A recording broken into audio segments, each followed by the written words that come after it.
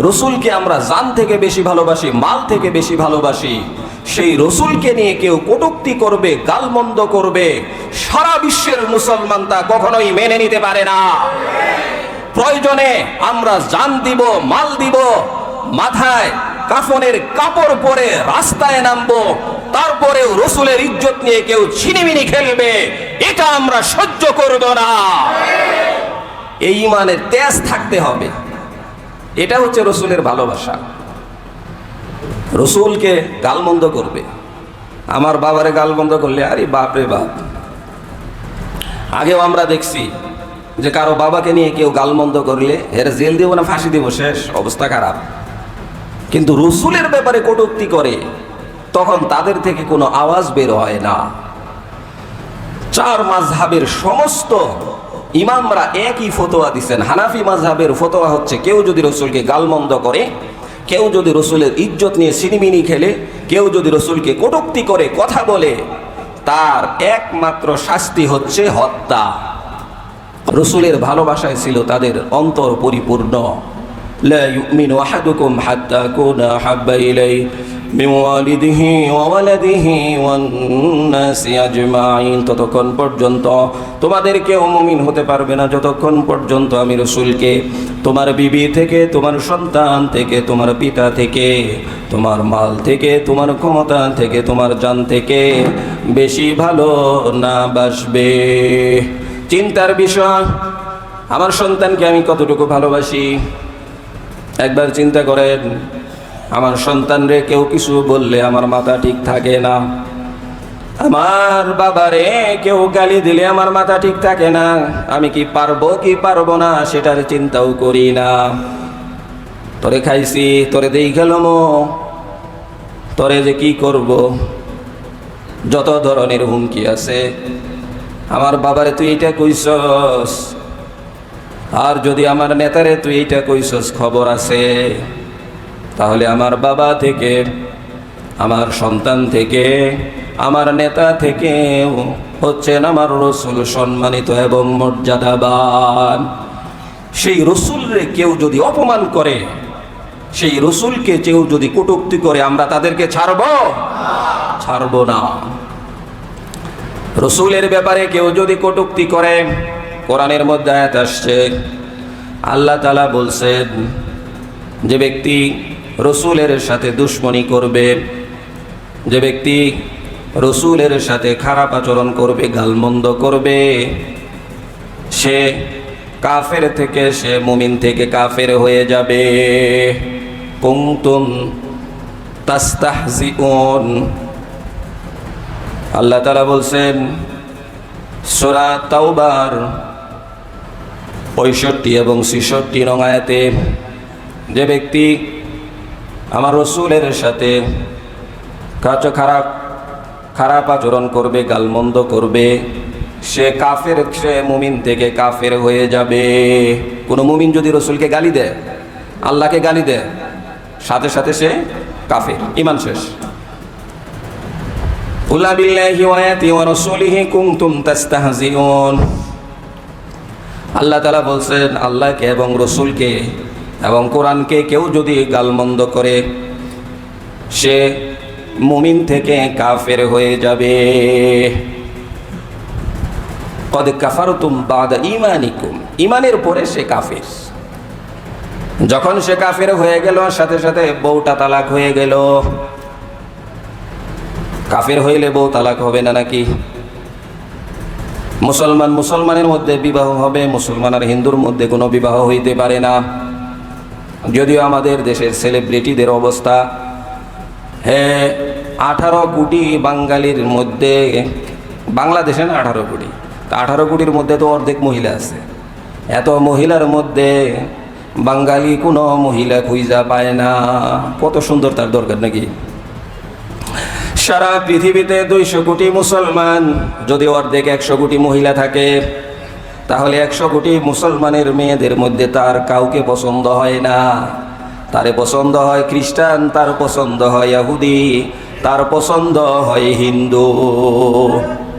এগুলি যদিও মুসলমান দাবিদার, কিন্তু আসলে প্রকৃত পক্ষে মুসলমান না, ঠিক কিনা? কাফেররে বিয়ে করে, হিন্দুরে বিয়ে করে, মুশরিকদেরকে বিবাহ করে। তো যে ব্যক্তি কাফের হয়ে গেল, সাথে সাথে বিবাহ বন্ধন বিচ্ছিন্ন হয়ে গেল, সাথে সাথে তার বউ তালাক হয়ে যাবে, পরবর্তীতে সন্তান জন্ম নিলে এগুলি জারজ সন্তান হবে। ওই জারজ সন্তান মসজিদ মাদ্রাসার বিরোধিতা করবে না তো কি করবে? ওই জারজ সন্তান আলেম উলামার বিরোধিতা করবে না তো কি করবে? যারা রসুলকে গালি দিবে, আমার নবীকে গালি দিবে, কোরআনকে নিয়ে কটূক্তি করবে, নবীজি আল্লাহ বলছেন সে মুমিন থেকে কাফের হয়ে যাবে, কাফের হওয়ার কারণে তার বউ তালাক। অন্য আয়াতের মধ্যে সূরা আহজাবের 58-57 নং আয়াতে আল্লাহ বলছেন ইন্নাল্লাযীনা ইউযুনাল্লাহা ওয়া রাসূলাহু লা'নাহুমুল্লাহু ফিদ দুনিয়া ওয়াল আখিরাহ।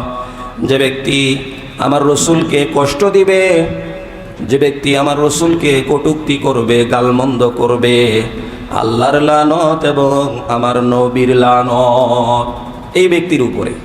আল্লাহর লানত এবং রসুলের লানত। রসুলের সুপারিশে তো প্রশ্নই আসে না, লানত।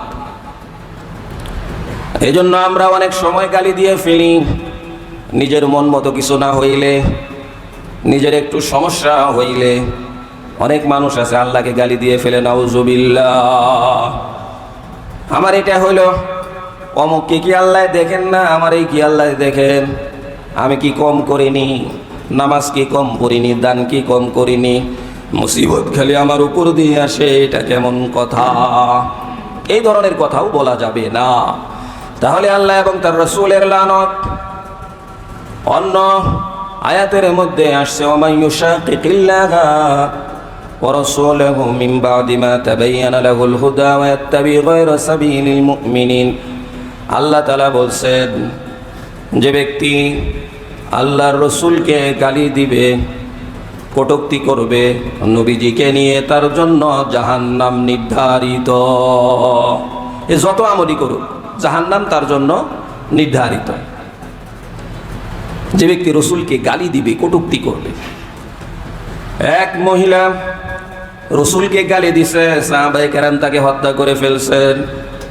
নবীজির কাছে বলা হলো, নবীজি বলছেন তার রক্ত তোমাদের জন্য সম্পূর্ণ হালাল।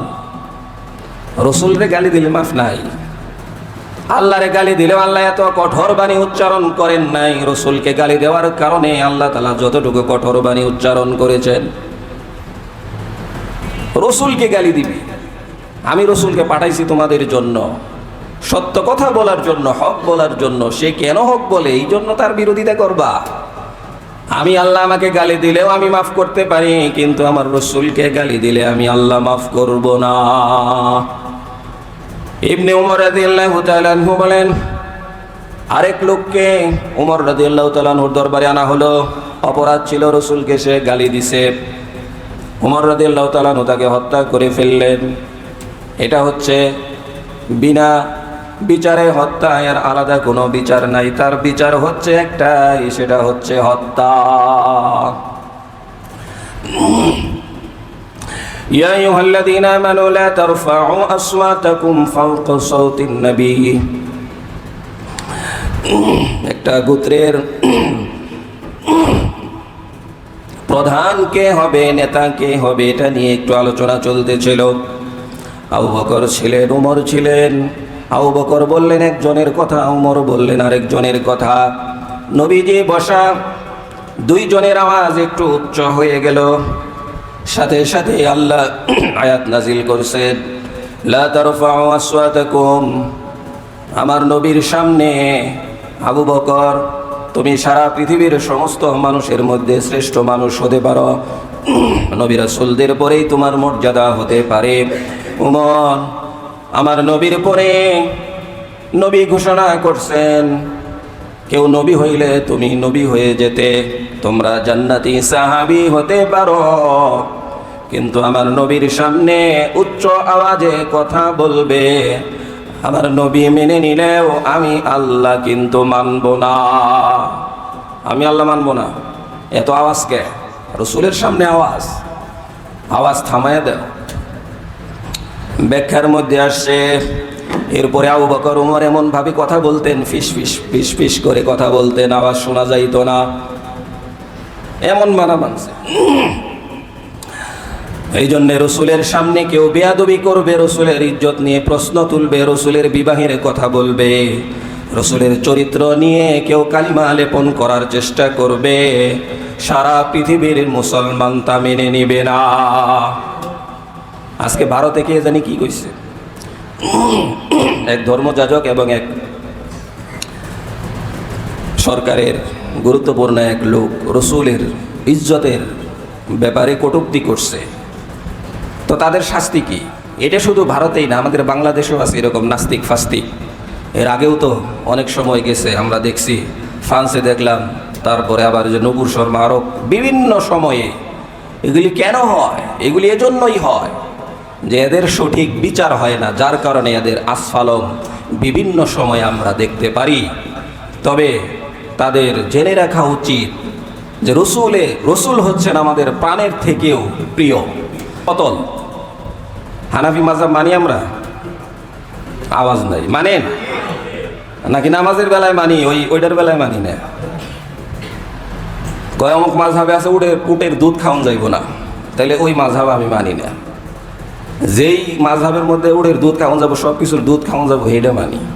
মানে সুযোগ সন্ধানী, যেই জায়গায় যেই সুযোগ সুবিধা যেটা মানলে এইটা মানি না, এইটা করা যাবে না। যেটা মানবেন সেইটাই মানতে হবে। ইমাম আবু হানিফা বলছেন, আবু হানিফা বলছেন যে যদি কেউ তওবা না করে, তো হানাফি মাযহাবে একটু ছাড় দেওয়া হয়েছে, যদি তওবা করে, যদি ইসলামে ফিরে আসে, তওবা করে, নতুন করে মুমিন হয়, ইসলাম গ্রহণ করে, তাহলে ছাড় দেওয়া যেতে পারে। ইমাম শাফি বলছেন তওবা চলবে না। ইমাম মালিক বলছেন কোনো তওবা চলবে না, তওবার কোনো সুযোগই নাই। যেখানে আল্লাহ অর্ডার দিয়ে দিচ্ছেন, আবু রাফে অনেক বড় কাফির ছিল, রসুল বলছেন কে পারবে এর হত্যা করতে, হত্যা করে আসো। কাব ইবনে আশরাফ, এটা বুখারীর ঘটনা, সহিহ হাদিসের ঘটনা, এগুলি কোনো বানানো ঘটনা না। রসুল মাফ করছেন বিভিন্ন বিষয়ে, কিন্তু রসুল আসছেন, রসুলকে গালমন্দ করবে, এটাকে ঠেকিয়ে দিবে, রসুল এই সত্য কথাগুলো বলতে পারবে না, এগুলিকে নিয়ে চুপ থাকতে হবে, এই ব্যাপারে কেউ ছাড় দেন নাই। এই জন্য কাব ইবনে আশরাফকে রসুল বলছেন যাও এটার সাইজ করে আসো, কে পারবা হে জান্নাতি। আবু রাফিরে কে সাইজ করতে পারবা, হেও জান্নাতি। বুখারীর ঘটনা এগুলি। তো এই জন্য রসুলকে কেউ কটূক্তি করবে, এটা আমরা কখনোই মেনে নিব না। এই জন্য আমাদের দিল থেকে এতটুকু ঘৃণা অবশ্যই আসতে হবে, এবং যার যার জায়গা থেকে প্রতিবাদ জানাইতে হবে যে আমরা রসুলের ইজ্জত নিয়ে কেউ ছিনিমিনি খেললে তাকে ছাড় দিব না। এবং রসুলকে ভালোবাসতে হবে টাকার থেকে বেশি না নিজের জান থেকে বেশি? নিজের জান। এটা একটু অনুধাবন করে আজকের আলোচনাটা এইটু একটু নিয়ে যায় যে আসলে নিজের জান থেকে ভালোবাসি, টাকা থেকে, ছেলে থেকে, পিতা থেকে, নেতা থেকে, নিজের জান থেকে কি আসলেই রসুলকে ভালোবাসি? যদি ওই পর্যায়ে না যেতে পারি, তাহলে রসুল বলছেন এখনো তুমি মুমিন হতে পারোনি। আল্লাহ তাআলা আমাদের সকলকেই রসুলকে নিজের জান থেকে বেশি ভালোবাসে পরিপূর্ণ মুমিন হওয়ার তৌফিক দান করুন।